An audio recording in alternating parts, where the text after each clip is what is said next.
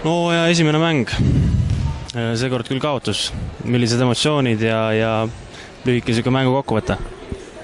No, Audentese spordigümnaasiumi tüdrukutel oli see küll nüüd väga päris hea mäng ja arvestades seda, et need tüdrukud on praktiliselt kõik, ütleme, 15, 16, 17 aastat vana, siis ma arvan, et päris hea mäng kohati, võib-olla niisugune ülepüüdmine, ületahtmine nagu innustas ja viis nagu natukene nagu selle rütmi sassi, aga ma arvan, et mängupilt kindlasti paraneb ja eks seda mängukindlust, tänase mängu panneks niisuguse pabina ja esimese mängu ja pinge ja niisuguse asja arvele. No, et esimene poolaeg oli täitsa võrdne, et kolmandal veerandajal lasite vahe sisse ja lõpuks see jäigi, et mis see teine poolaeg nii teistsugune oli siis?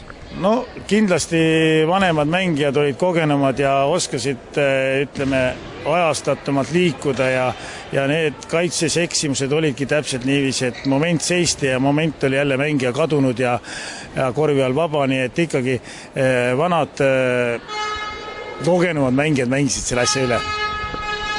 Milline on Audentese eesmärk selle hooajal? No selle võistkonna eesmärk on nüüd kindlasti konkreetselt see, et siit tuleks mõningad mängijad, ütleme, U18 koondusesse ja sellesse.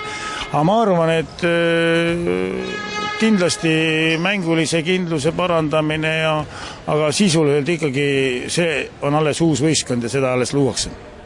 Suur tänu! Aitäh!